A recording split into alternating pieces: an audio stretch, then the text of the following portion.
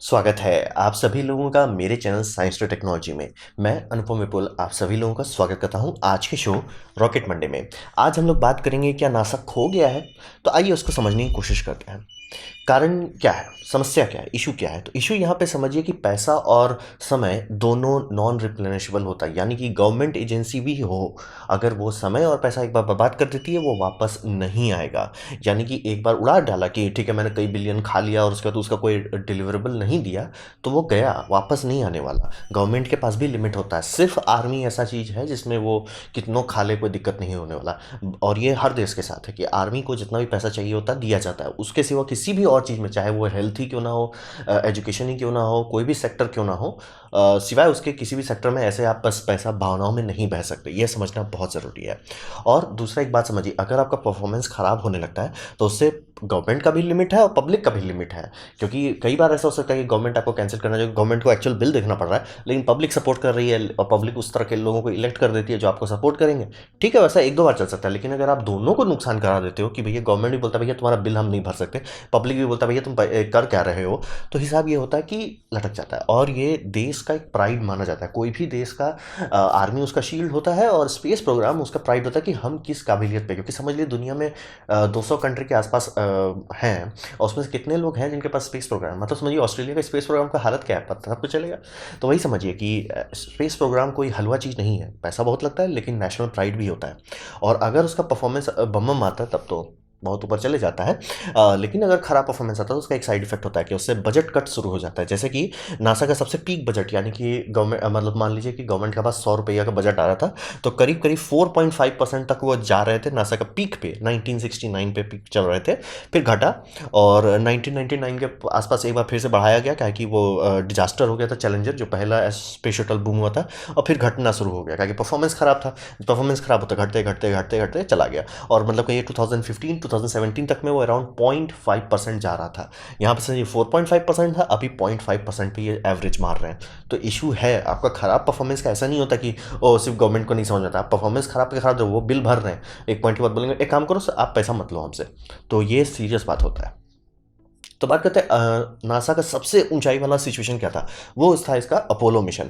और Apollo mission ये समझिए कि बहुत स्पीड से किया गया था। जो स्पीड था अपोलो मिशन में वो आज बोलेंगे लोगों को हजम नहीं होगा। एग्जांपल समझिए, 1961 से स्टार्ट करके 1972 में, यानी 11 ईयर्स में, अगर मैं आज बोलूँ कि 11 ईयर्स में नासा कुछ कर रहा है लोग हंसेंगे। 11 ईयर्स में तो आजकल नासा टेलीस्कोप भी नहीं बना पाता। एक इतना बड़ा प्रोजेक्ट कंप्लीट कर लेना 11 ईयर्स में स्टार्ट से फिनिश तक, ये मतलब ऑलमोस्ट इम्पॉसिबल है, आज का नासा हजम ही नहीं कर सकता। और तब वाले पैसा बहुत लगा होगा। हाँ भी और नहीं भी, अगर इसको आप इन्फ्लेशन एडजस्ट कर देते हैं कि आज के दाम में कितना लगेगा, तो 156 बिलियन डॉलर है, जो कि काफ़ी बड़ा रकम है, लेकिन बहुत ज़्यादा बड़ा नहीं है। क्योंकि मतलब 100 बिलियन तो मतलब उतना तो एक दो फाइटर जेट खा जाते हैं, तो मतलब 156 बिलियन नासा के जैसे के लिए बहुत ज़्यादा बड़ा नहीं है। और तो इसको रफली अगर आप समझना चाहते हैं कि नासा 8 साल में उसका रनिंग बजट अगर आप देखते हैं टोटल का टोटल बजट प्रोजेक्ट में डाल देंगे तो वो उतना ही पैसा आता है। तो ये बहुत ज़्यादा नहीं है। और इस बात में ये समझिए कि ऑलमोस्ट सारा चीज स्टार्ट टू फिनिश, जिस टाइम टेक्नोलॉजी नहीं है, अपोलो प्रोजेक्ट इतना पहले बनाया गया था कि सोलर पैनल का डेवलपमेंट नहीं हुआ था। इसका मतलब समझ रहे हैं कि उनके पास था ही नहीं ऑप्शन कि सोलर पैनल से उसको चलाएं, तो उन्हें फ्यूल सेल पे बेसिस पे, यानी कि हाइड्रोजन और ऑक्सीजन को मिक्स करके एनर्जी चलाना पड़ रहा था, क्योंकि सोलर सेल डेवलप ही नहीं हुआ था उतना। तो ये समझना जरूरी है कि वो उस टाइम पे सब चीज का टेक्नोलॉजी, माइक्रो कंट्रोलर्स क्या होता है भाई, वो तो ऐसा चीज तो बना ही नहीं है, ऐसा कोई मेमोरी ही नहीं बना था। मतलब उस टाइम मेमोरी हाथ से सिला जाता था, मजाक नहीं कर रहा, एक्चुअल अपोलो टाइम में मेमोरी को हाथ से सिल के बनाया जाता था।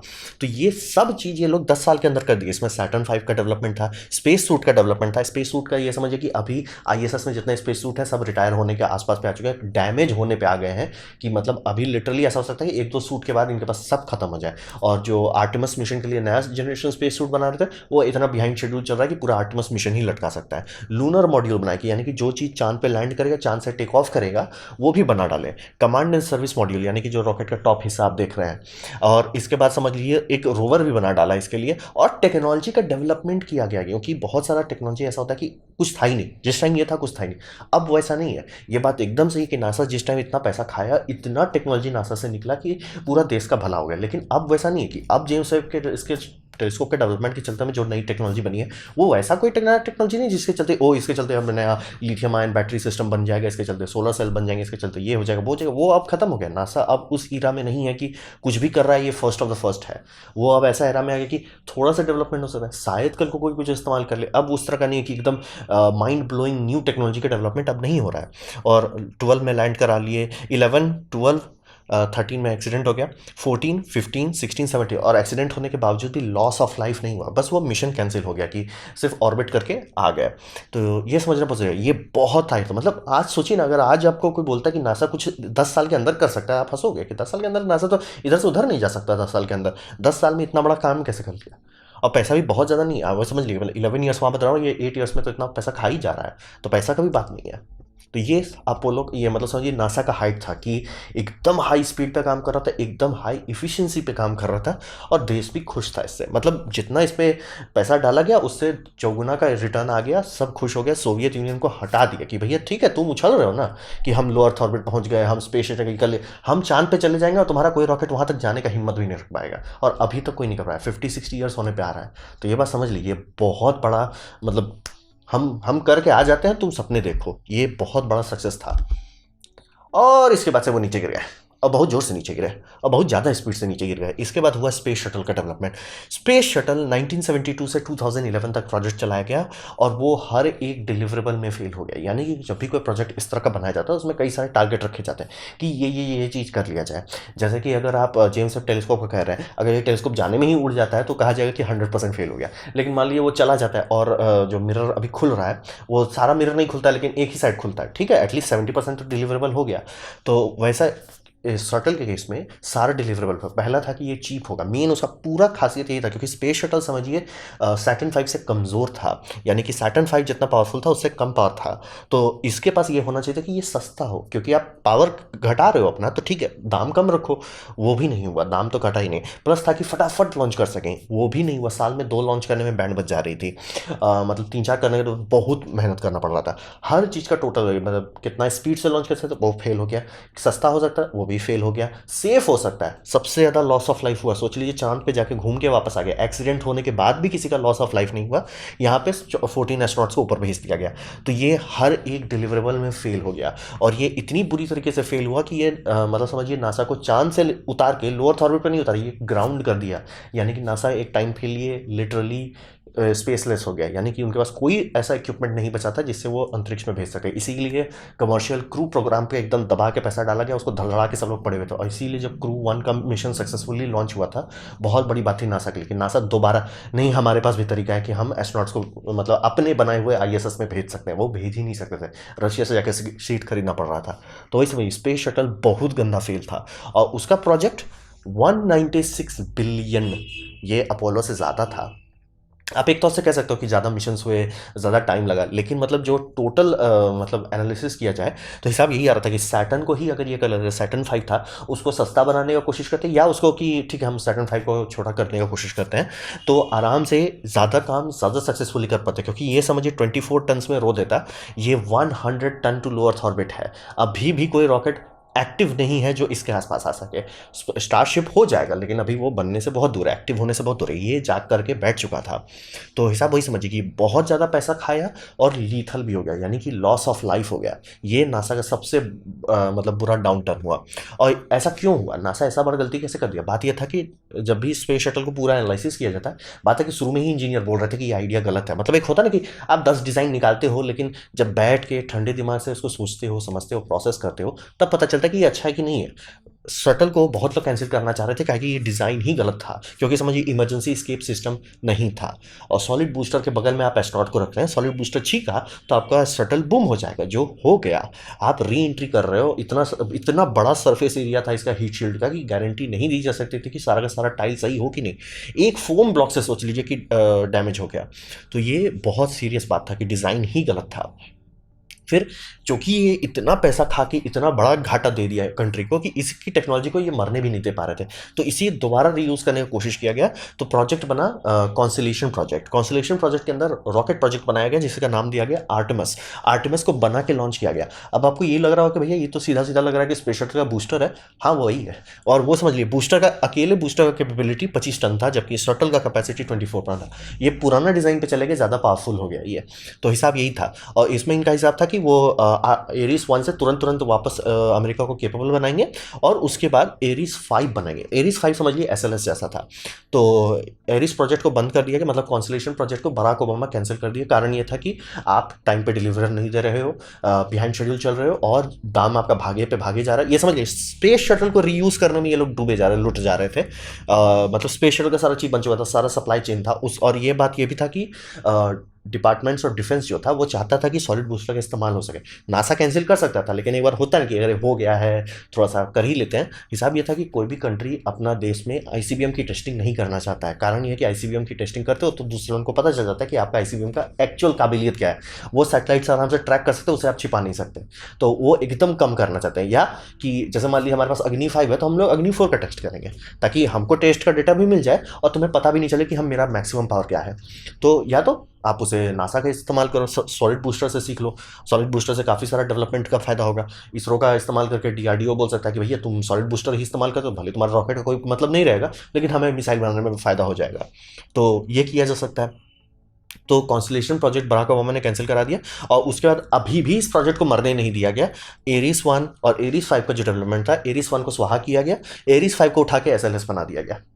स्पेस शटल इतना नीचे उतार चुका है नासा को कि नासा एक बार भी नहीं कर पा रहा है कि ठीक है ये खराब डिज़ाइन था, बंद करो, फिर से स्टार्ट करो। और टाइम पे टाइम, टाइम पे टाइम, टाइम पे टाइम खत्म हो रहा है। सोच लीजिए 2011 में कैंसिल किया गया था, अभी हम लोग 2022 पे आ गए हैं, यानी कि 10 साल क्रॉस हो चुका है। यानी कि 10 साल में अभी भी नासा के पास कोई क्रू व्हीकल नहीं है।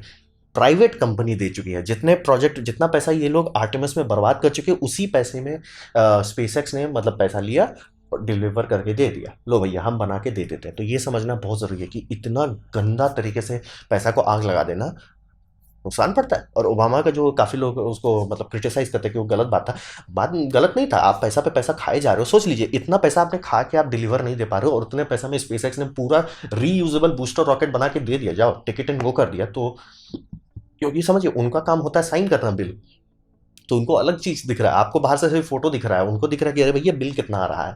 तो इसीलिए नासा का ये सबसे खराब मिशन रहा और यहां से ये गड्ढा में होना शुरू हो गया। अब गड्ढा को समझते हैं कि करंट हालत में ये गड्ढा कितना गहरा है। तो हिसाब ये समझिए कि ये मजाक बन गया है नासा। कारण ये है कि इनको कोई कंट्रोल नहीं है उनके लॉन्च पार्टनर पे। और कोई भी स्पेस ऑर्गेनाइजेशन तभी तक स्पेस ऑर्गेनाइजेशन है जब तक उनके पास रॉकेट है। रॉकेट नहीं है, आपका कोई मतलब नहीं है। ढंग का रॉकेट हो तभी आप कुछ कर सकते हो। सैटेलाइट किसी बनवा के किसी दूसरे से लॉन्च कराने को स्पेस ऑर्गेनाइजेशन नहीं करेगा, और प्रीमियर स्पेस ऑर्गेनाइजेशन नहीं करेगा, उसे टुटपुंजिया स्पेस ऑर्गेनाइजेशन कहा जाएगा। तो वही समझिए कि इनका कंट्रोल पूरा खो चुका है। मतलब अपोलो के टाइम पे भी ये बाहर के कॉन्ट्रैक्टर्स पे ही काम करते हैं। बोइंग ने ही उसका कमांड एंड कंट्रोल मॉड्यूल का मतलब समझिए कंप्यूटर रिंग बनाया था। बहुत सारी और कॉन्ट्रैक्टर, तभी बोइंग का इतना नाम है।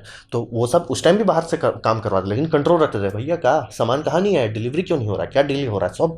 और समझिए उस टाइम टेक्नोलॉजी डेवलप कर रहे थे तो इनका डिले नहीं हो रहा था, और जो डेवलप टेक्नोलॉजी हो चुकी है उसमें अब ये अरे डिलीवर कर दो यार, अरे कम ऑन यार कर दो डिलीवर, अरे तुमको 2 बिलियन और चाहिए ना, चलो ठीक है ले लो, कर तो दो अब डिलीवर। तो वो मजाक बन गया है। और इसका साइड इफेक्ट है कि शेड्यूल और बजट दोनों मजाक बन चुका है।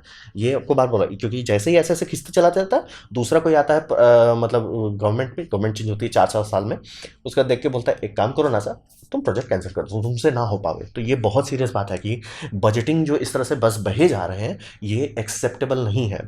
थैंकफुली स्पेसएक्स जो है एक डिलीवरेबल दे दिया। स्पेसएक्स को जो कॉन्ट्रैक्ट दिया गया था पहला था भैया एटलीस्ट आईएसएस को रीसप्लाई करने का काबिलियत दे दो, वो उन्होंने दे दिया। चलो बल्ले, मतलब एकदम कुछ नहीं से कुछ पे वापस आए। फिर उन्होंने कमर्शियल क्रू प्रोग्राम को भी सक्सेसफुली अचीव कर दिया। थोड़ा बिहाइंड शेड्यूल थे लेकिन काम कर दिया, चलो वो बल्ले बल्ले फाइनली स्पेसएक्स के कारण समझ लिए नासा वापस उड़ना शुरू कर पाया। लेकिन मतलब अमेरिका सीख चुका था गलती से, शटल का गलती से कभी भी एक ऑप्शन नहीं होना चाहिए। तो इनका ऑप्शन था कि हम 3 ऑप्शन लेके चलेंगे। हम ड्रैगन रखेंगे, हम स्टार लाइनर रखेंगे, हम ओरायन रखेंगे जो एसएलएस के ऊपर से लॉन्च किया जाता है, ताकि कुछ कुछ भी होने पर, मान लीजिए इसमें कोई प्रॉब्लम आ गया या इसमें आ गया या इसमें आ गया, हम वापस ग्राउंड नहीं होंगे। लेकिन वैसा नहीं हुआ। तो हिसाब ये समझिए कि स्पेसएक्स तो हो गया, लेकिन स्टार लाइनर गोल गोल गोल गोल गोल गोल घूम रहा है। मतलब समझिए इसका टेस्टिंग के बाद पता चल रहा है कि इसका सॉफ्टवेयर एकदम भगवान भरोसे बनाया हुआ है। सॉफ्टवेयर बग्स निकलते हैं, फिर लॉन्च करते हैं, अरे अब वाल्व खराब हो रहा है। क्यों खराब हो रहा है नहीं पता, बस वाल्व बदल दो। ये बहुत खतरनाक पता है, इसमें एस्ट्रोनॉट्स डाले जाएंगे और आपको कोर लेवल का फॉल्ट नहीं पता है कि क्यों हो रहा है। तुक्के पे आप चल रहे हो, ठीक है आप बदल दो, लेकिन आपको फॉल्ट एग्जैक्टली क्यों हुआ है नहीं पता है। तो वही समझिए, और ये अभी तक नहीं हो पाया। इसको कब का 2 साल पहले इसे हो जाना चाहिए था लॉन्च। मतलब इस साल इसका आराम से ऐसा होना चाहिए था कि 1-2 मिशन हो चुका है और अब 2-3 मिशन और होगा। वो नहीं हो पाया। ये बिहाइंड शेड्यूल के ऊपर बिहाइंड शेड्यूल है, ओवर बजट के ऊपर ओवर बजट है। फिर बात करते हैं एसएलएस। एसएलएस सबसे स्पीड से हो जाना चाहिए था, क्योंकि कॉन्स्टलेशन प्रोजेक्ट में काफ़ी रिसर्च एंड डेवलपमेंट कर लिया गया था। और ओरायन मॉड्यूल इकलौता था जो कॉन्स्टलेशन का कंप्लीट हो चुका था। ओरायन मॉड्यूल इकलौता है जो उसे अंतरिक्ष में लॉन्च करके टेस्ट किया गया है। वो टेस्टेड मटीरियल है, जो उनको करना था कर लिया उन्होंने, पूरा डेवलपमेंट हो चुका था। एसएलएस सिर्फ थोड़ा सा माइनर रिमॉडिफिकेशन, फ्यूल टैंक को थोड़ा सा बड़ा किया जा रहा है, 3 इंजन की जगह 4 लगाया जा रहा है, काम खत्म। ये भी बिहाइंड शेड्यूल के ऊपर बिहाइंड शेड्यूल और के ऊपर बिहाइंड शेड्यूल चल रहा है। और ये समझ लीजिए कि ये इतनी गंदी तरीके से बिहाइंड शेड्यूल है कि इसका आगे का वेरियंट्स था कि मार्क 1 रहेगा, मार्क 2 रहेगा, मार्क 3 रहेगा, मार्क 4 रहेगा। ब्लॉक्स में कहा जा रहा है ब्लॉक 2 रहेगा, ब्लॉक 3 रहेगा। वो सब अब ब्लॉक पे बात हो रहा है कि वो सब हम बनाए क्यों नहीं बनाए। और बजट तो अपना समझ के भाग गया। तो ये हो गया, समझ लीजिए कि मतलब सिर्फ एक किसी तरह से डिलीवर हुआ, इसलिए वो बचे हुए। नहीं तो इतनी बुरी तरीके से इनका प्रोजेक्ट कैंसिल हो रहा है कि भाई तुम कुछ कर भी सकते हो कि नहीं। क्योंकि ऐसे करके प्राइवेट कॉन्ट्रैक्टर से काम करवाना, ये इनका काम था, ये लोग पहले भी करते आ रहे थे। लेकिन एकदम स्लॉपी हो जाना कि वो कुछ भी कर रहा है, कितना दाम रहा है, कैंसिल भी नहीं कर रहा है प्रोजेक्ट। और ऐसा नहीं है कि मतलब यूएस के पास ऑप्शन नहीं है, बहुत सारी कंपनी थी। लेकिन ये जो बड़े बड़े नाम के पीछे भागने लगे, अरे यूएलए बड़ा है तो उसको दे दो, बोइंग बड़ा है उसको दे दो। और ठीक है उन्होंने उनको दिया, फेल हो गए तो कैंसिल नहीं कर रहे हैं। अभी भी इसको कैंसिल नहीं किया जा रहा कि सियारा स्पेस को दे दिया जाए, जिनके पास अलग ड्रीम चेसर का क्राफ्ट का काम हो रहा है। कैंसिल नहीं कर रहे हैं, और कैंसिल नहीं करना बहुत भारी पड़ेगा। क्योंकि अगर ये लोग कैंसिल नहीं करेंगे, कोई प्रेसिडेंट आके बोलेगा भाई तुम थोड़ा ज़्यादा खा लिए हो, अब कैंसिल कर दो। तो ये इनके लिए बहुत बुरी बात है कि इनका कोई भी ढंग का रॉकेट डेवलपमेंट नहीं हुआ है। वल्कन रॉकेट भी भगवान भरोसे चल रहा है। तो हिसाब वही समझिए, करंट हालत बहुत ख़राब है। और जब तक स्पेस ऑर्गेनाइजेशन के पास ढंग की रॉकेट नहीं हो, कोई लेना देना नहीं आप क्या कह रहे हो। अब बात करते हैं आगे इनका क्या होने वाला है। तो आगे ये समझिए, आर्टेमिस मिशन का एनालिसिस जो हो रहा है, जितना पैसा वो लगा चुके हैं, जितना पैसा के बारे में बात हो रहा है, वो सीधा सीधा बहुत एक्सपेंसिव है। यानी कि वो भी अपोलो जैसा ही सिचुएशन हो जाएगा। अपोलो के टाइम में कोल्ड वॉर था, तो पैसा पानी की तरफ बहाया जा रहा था, जो कि 4.5% तक गया था। 0.5 में आर्टेमिस मिशन 1-2 बार से ज़्यादा नहीं किया जा सकता। यानी कि आर्टेमिस के जो सपने दिखाए जा रहे हैं कि we will go there on the moon and stay there, वो स्टे नहीं कर सकते, होगा ही नहीं। बजट सीधे सीधे इनको मना कर देगा। यानी कि एसएलएस के बेसिस पे जितना बजटिंग किया जा रहा है, हिसाब है ही नहीं, होना ही नहीं। आप बस सपने दिखा रहे हो। जब एक्चुअल लॉन्च होगा, जब उसका बिल आएगा कि हाँ सर आपने लॉन्च कर दिया, चलिए $3 बिलियन दीजिए, कोई भी प्रेसिडेंट देखेगा बोलेगा सपने तो तुम महाराज हमें 1 बिलियन में दिखा रहे थे, ये 3 बिलियन का बिल कहाँ से आ जा रहा है। एक काम करो कैंसिल कर दो। और मैं ब्लेम नहीं कर सकता, मैं किसी को भी ब्लेम नहीं कर पाऊंगा जो उस जगह पे होगा, जो इसके पास साइन करने को आ जाएगा कि भैया साइन करो, ये प्रोजेक्ट कैंसिल करना है, जो कि ओवर बजट चल रहा है। और ओवर बजट ये मत समझिए कि बहुत लोग बोलते ओ साइंस इंपॉर्टेंट है। साइंस का कोई कीमत नहीं, सिर्फ बूम स्टिक का कीमत होता है। यानी कि आर्मी पैसा मांगेगा, लोग दे देंगे, उसके सिवा कोई भी और पैसा मांगे, हेल्थ भी मांगेगा ना, पैसा लोग नहीं देंगे। ये इंसानी नेचर है। तो उस नेचर के हिसाब से आप काम करते हो, उससे लड़ने की कोशिश नहीं करते हो, लड़के आप समय बर्बाद करोगे। तो हिसाब वही रहता है कि जब आपको पता है कि गवर्नमेंट पैसा नहीं देना चाह रही है, तो आप पैसा को सफाई से इस्तेमाल करोगे ना। ऐसा क्यों कर रहे हो कि भैया पैसा बहाने दो बहाने दो बहाने दो बहाने दो बहाने दो। वो बहुत सीरियस बात है। और एसएलएस के बाद आप लोग बोलोगे अच्छा स्टारशिप के बारे में बात होगा। हिसाब ये समझिए, लूनर स्टारशिप जो है किसी भी हालत में 2025 तक कंप्लीट नहीं किया जा सकता है, हो ही नहीं सकता। बेस्ट केस सिनेरियो, स्पेसएक्स पहली बात समझिए बहुत ज़्यादा पैसा रिस्क डाल रहा है स्टारशिप पे। यानी कि अगर स्टारशिप फेल होता है, स्पेसएक्स डूबने पे आ सकता है। और उस टाइम पे नासा के लिए वो उल्टा प्रॉब्लम बन जाएगा, क्योंकि वो इकलौते पार्टनर है जो एक्चुअली डिलीवर कर चुके हैं। तो उनको वापस नासा ये मतलब स्पेसएक्स को बचाना पड़ेगा कि भैया तुम डूबो मत, मतलब पैसा दे के कि तुम नहीं डूबो, ताकि हम हमारा क्रू ड्रैगन बचा रहे। तो स्टारशिप जो है सिर्फ एक काम के लिए सक्सेसफुल होने वाला है, और स्टार्टिंग फेज में, कि वो स्टार लिंक कंप्लीट कर दे। और वो आप मान के चल रहे हो कि हो जाए, लेकिन जिस स्पीड से वो शुरू का 4-5 मिशन फटाफट हुआ है शुरू के कुछ में, और जितना उसके स्पीड से सब चीज़ स्लो हो गया, सोच लिए हीट टाइल इनका जब देखो तब बूम पे बूम हो रहा है। और री एंट्री करना कोई हलवा चीज़ तो है नहीं। तो हिसाब वही है कि स्टारशिप उस स्पीड से नहीं चल रहा है जो स्पीड से सपने दिखाए गए थे। और वो सबको पता था कि इलॉन मस्क का टाइम इलॉन टाइम होता है, तो 4 साल में इतना एडवांस रॉकेट डेवलप कर लेंगे, वो नहीं होना था, वो होना ही नहीं था। हाँ, अगर सब चीज़ सही रहा, वो रॉकेट का सिस्टम बना लेंगे, कंप्लीट कर लेंगे, ऑर्बिट भेजना है, री एंट्री री यूज़ उसमें बहुत टाइम लग जाएगा। लेकिन अगर ऑर्बिट जाने लगते हैं तो वो काम हो जाए। लेकिन क्या वो 4 साल के अंदर ह्यूमन रेटिंग कर सकते हैं? नहीं, नहीं, वो होना ही नहीं है। तो हिसाब वही है कि हर हालत में स्टारशिप भी नहीं 2025 तक कर सकता है, 2026 नहीं होने वाला है। और लूनर गेटवे पे ये जो पड़ गए कि हम बर्बाद करेंगे ही देश का पैसा, हम देश को ले डूबेंगे, वो कोई नहीं समझ पा रहा कि क्यों ये इसको इस मतलब वही ये वही वाला स्पेस शटल वाला एक गलत आइडिया आ गया और ये गलत आइडिया को पकड़ के बैठ गए कि नहीं हम ये गंदा आइडिया ही बनाएंगे। ये आइडिया इतना खराब आइडिया है कि आप सोचिए कि इससे करेंगे communication, it will help us to communicate to the ground. I am like एक टेक्नोलॉजी है, बहुत एडवांस टेक्नोलॉजी है, कभी किसी ने नहीं इस्तेमाल किया, उसे कहते हैं सैटेलाइट। वो इस्तेमाल कर लेना चाहिए, सस्ते में निपट जाएगा। और ये इतना खराब आइडिया कि रशिया लिटरली सोच रहा है कि भैया मैं इस पर पैसा खर्च करूँ कि नहीं। यूरोपियन यूनियन, यार मैं सही में पैसा इस पर बर्बाद करना चाहता हूँ क्योंकि ये समझिए बेसिकली ये है रिप्लेसमेंट आईएसएस का। आईएसएस के बाद सबसे बड़ा खतरा ये है कि आईएसएस अब एक्सपायरी डेट आ गया है, 2024 में उसको रिटायर करना था, वो नहीं किया जाएगा। लेकिन बात वो था कि आईएसएस का हो गया, जब बनाया गया था उस हिसाब से बहुत एडवांस था, हो गया, उसका एजिंग हो गया। आईएसएस पहला बार जब मैं सुन रहा हूँ कि सोलर पैनल किसी चीज़ का खत्म हुआ, क्योंकि सोलर पैनल का लाइफ बहुत लंबा होता है, 25 साल होता है। वो सोच लिया वो 25 साल क्रॉस कर लिया, यानी उसका लाइफ खत्म हो गया। आप उसमें ज़बरदस्ती का आप दूसरा सोलर पैनल लगा रहे हो, ज़बरदस्ती का उसको और एक्सटेंड करने की कोशिश कर रहे हो, बहुत ज़्यादा नहीं कर सकते। तो उसका साइड इफेक्ट ये होता है कि अगर आईएसएस ये हो जाता है, क्या बोलते हैं, मतलब डी ऑर्बिट कर दिया जाता है, तो सिर्फ चाइना बचेगा जिसके पास स्पेस प्रोग्राम है। और अमेरिका चाहता है कि चाइना के पीछे सब लोग ना भाग लें, जैसे रशिया अभी जा रहा है चाइना के पास, कि चाइना का स्पेस प्रोग्राम ज़्यादा बेटर है, ज़्यादा स्टेबल चल रहा है, कि हमको एक काम करना है, एक काम ढंग से करना है, 10 गो हुलुलुलुलु झिंगा लल नहीं करना। और उनके पास पैसा का 2 बेनिफिट है। पहली बात, गवर्नमेंट को बजटिंग का इशू नहीं है, अगर उनको लगा कि करना चाहिए पैसा आ जाएगा, तो पहला तो वो बेनिफिट है। दूसरा, काई कुचूर नहीं है उनके पास, काई कुचूर में नासा बहुत बर्बाद कर रहा है।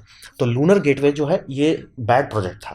इस प्रोजेक्ट को मतलब समझिए किसी कारण से ग्रीन लिट हो गया और इसे बंद नहीं कर रहा है। और अब रशिया और चाइना सीधा बोल रहा है भैया तुम इस पे हुलुलुलु करो, हम चले जाते हैं सीधे सरफेस पे। और आप बोलोगे सरफेस पे उनका टारगेट टाइमलाइन है 2030 तक।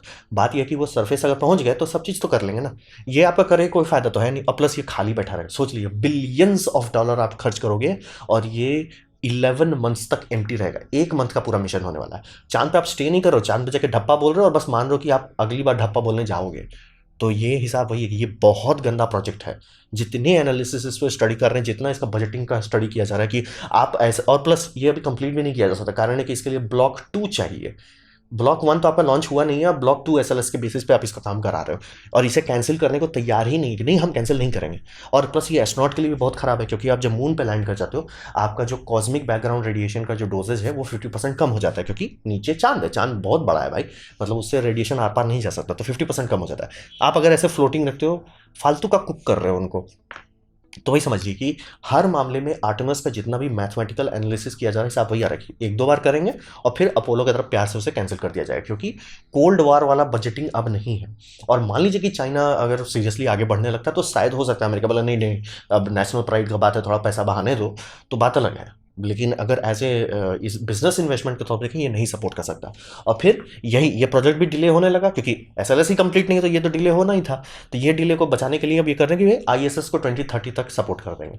आईएसएस मरने पे आ चुका है, हो गया उसका, मतलब आईएसएस जिस चीज़ के लिए बनाया गया था वो सक्सेसफुली कर लिया, जो ट्रेनिंग देना था उसने दे दिया, वो हो गया, it's like a good tool use कर लिया। लेकिन अब उसको अगर और इस्तेमाल करेंगे, उस पर रिपेयरिंग में ज़्यादा खर्चा होगा, ना कि उसका इस्तेमाल ठीक से होगा, ये हर कोई जान रहा है। और इसीलिए बाकी सारी कंपनी बोल रही है आईएसएस को या तो आप हमें हमारे प्राइवेट हाथ में दे दो, या तो हमें नया बनाने दो। नया में ऑर्बिटल रीफ एक ऑर्गेनाइजेशन का बेसिस पे बनाने की कोशिश चल रही है।